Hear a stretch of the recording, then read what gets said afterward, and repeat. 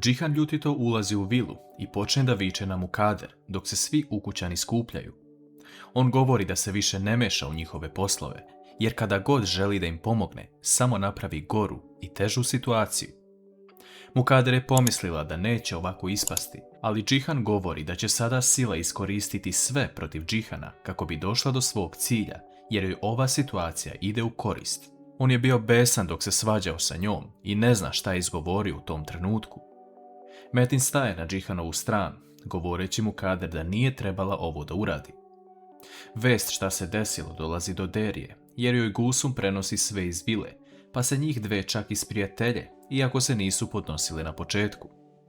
Sve ovo je Derin plan, jer je ona obećala Gulsum da će joj pronaći pomoćnicu, ali da dobije sve informacije iz vile.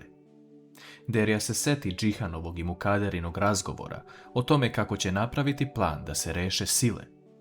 Derija odmah zove Hančer da popričaju i govori joj sve što je čula.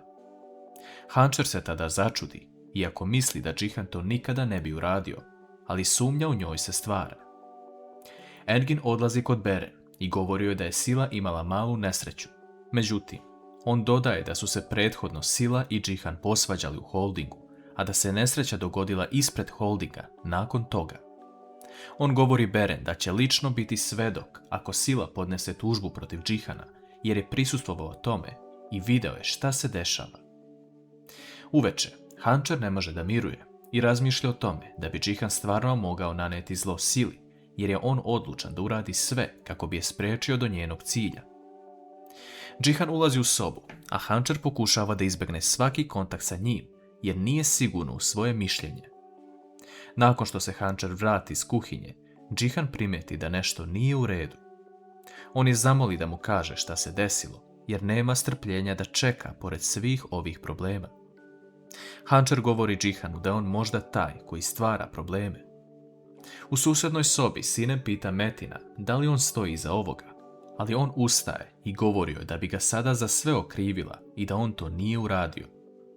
U tom trenutku se čuje Džihanova vika i svi ukućani se skupljaju da vide šta se dešava. Džihan počinje da viče na Hančer, kako ona uopšte može da pomisli to, pogotovo sada kada čekaju bebu. Hančer pokušava da se izvini Džihanu, ali on izlazi iz sobe i odlazi negde sa automobilom kako bi razbistrio glavu. Ubrzo nakon toga, Esma odlučuje da pozove Hančer samo kako bi čula njen glas i pitala kako je. Hančer plače i govori da joj je sada dobrodošao ovaj razgovor, jer ima neke probleme, a i emocije joj rade više nego inače zbog trudnoće.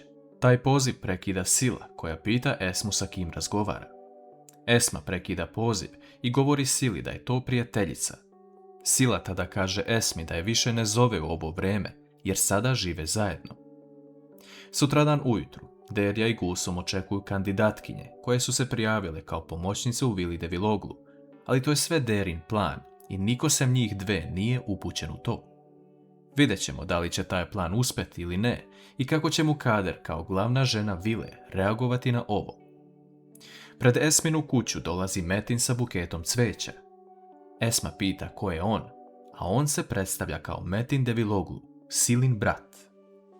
Da li će Metin da se pridruži Sili i Esmi kako bi naneo bol porodici Deviloglu?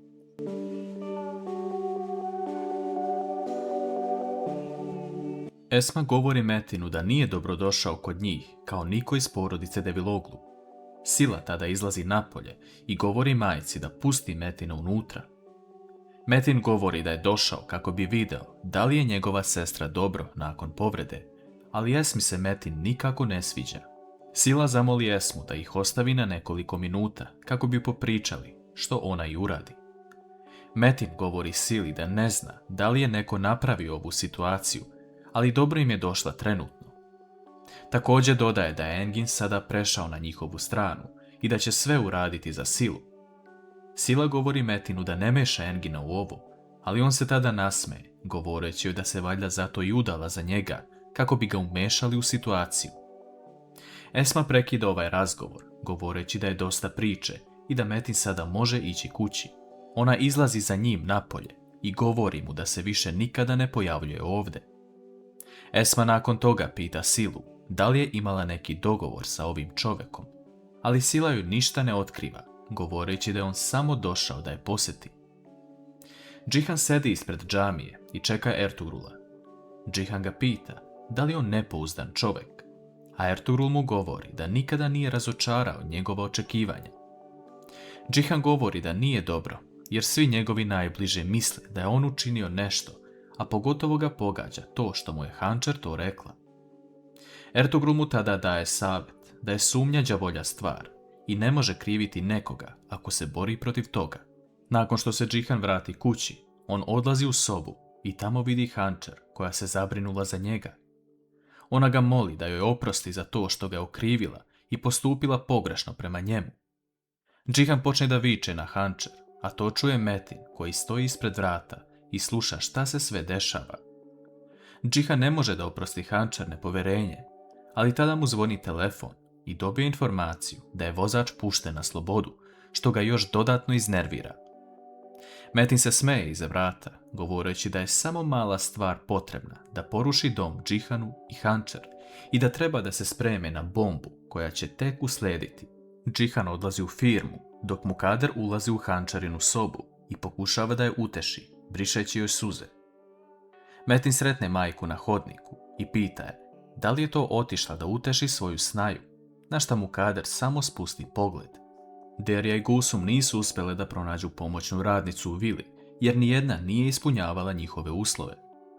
Gulsum tada govori Deri da je neće odati da je ovo radila, samo ako joj pomogne sa Hančarinom kućom, jer ne može da ostavi poslove u vili.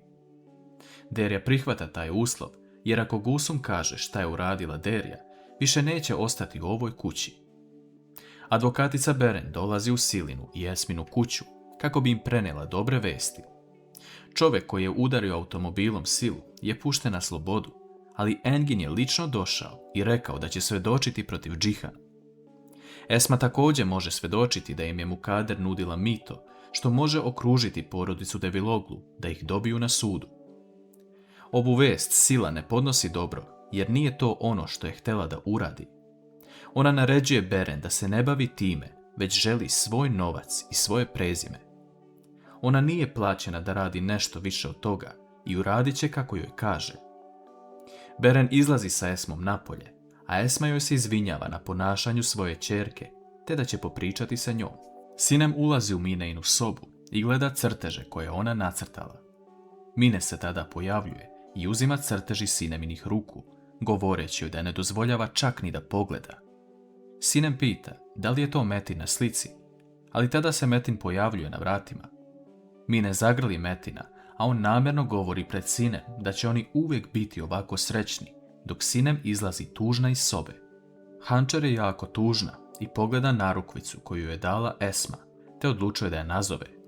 Međutim, Esma ulazi u svoju sobu i na krevetu vidi Hančerin poziv, ali njoj tada pozli i ona pada ispred vrata. Da li će Esma preživjeti i da li će Sila vidjeti da je njenu majku zvala Hančer?